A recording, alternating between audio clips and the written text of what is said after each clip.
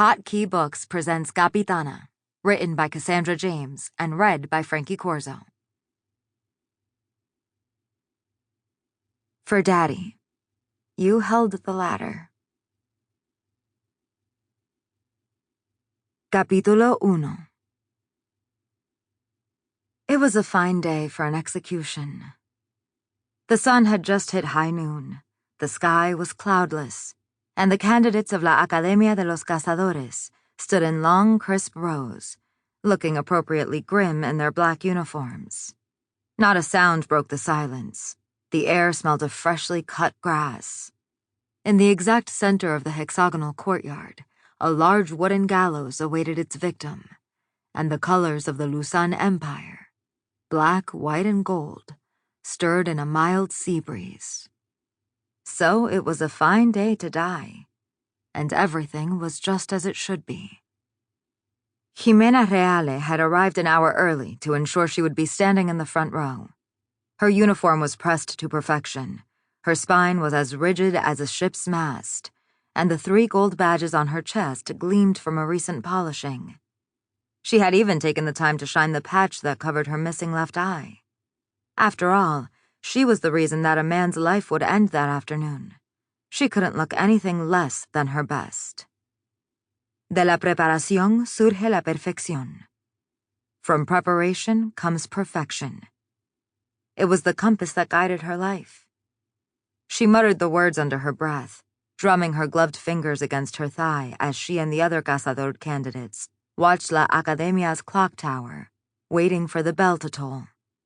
The seconds crawled by like centuries. At last, the noon bell rang.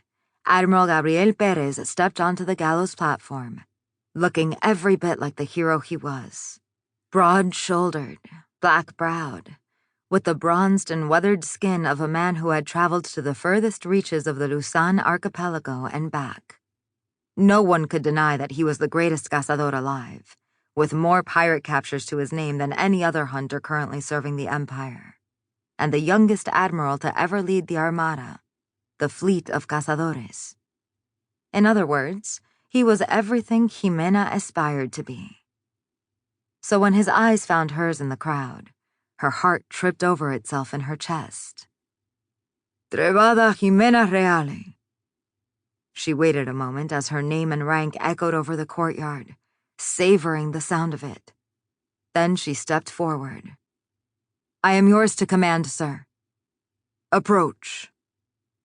Obedience came naturally to Ximena. She strode up the platform steps and came to a stop in front of the admiral, placing 2 fingers to her lips in a salute. He acknowledged her with a nod. His shark-eyed stare cut through her like a rapier blade. Trebada Reale, do you confirm that you are responsible for the capture of the accused? Si, senor. And will you carry out the sentence as it is declared, in the name of your law, your queen, and your empire? Si, senor. Very well then, said the admiral. Bring forth the prisoner. At the foot of the gallows, a pair of drummers struck up a solemn beat. The iron doors of La Academia's west wing swung wide open. 4 grim-faced cazador candidates stepped into the afternoon sun, flanking the prisoner. To Ximena, there was no sound in the world quite as satisfying as the metallic clink of a pirate in chains. She pulsed her restless fingers against her thigh, while the candidates positioned the prisoner beneath the noose, saluted the admiral, and retreated back to the courtyard. She was so close now. Victory dangled in front of her like a fisherman's hook. The admiral lifted a fist. The drums stopped. Silence fell. All eyes landed on the man in chains who waited with his head bowed. In the colorless courtyard, he was a parrot among ravens. His loose-fitting clothes were an obnoxious tangerine color, and every one of his fingers and toes, the man was noticeably barefoot, sported 3 silver rings. The candidates of La Academia knew his crime before it was even announced. Only one kind of person would dress with such a garish disdain for propriety. A pirate. Captain Salvador Dominguez, the admiral boomed. You have been found guilty of piracy, murder, Sample complete. Ready to continue?